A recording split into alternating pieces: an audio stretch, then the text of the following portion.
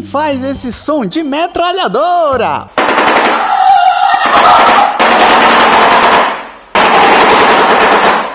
É o papagaio do Congo? Ou é a cegonha bico de sapato?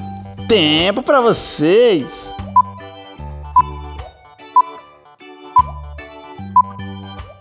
Acertou quem respondeu que é a cegonha bico de sapato.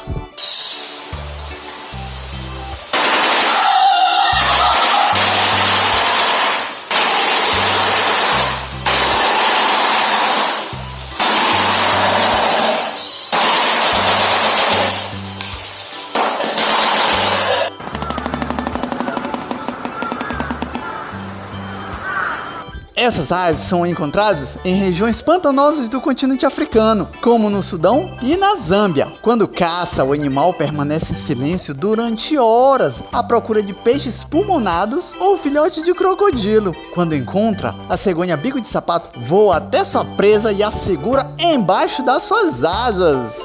E aí, você não tem aquele amigo otário que acha que sabe tudo? Pois manda pra ele, porque eu duvido que ele vai acertar. Então, pessoal, a gente se vê no próximo vídeo. Miau e tchau, tchau.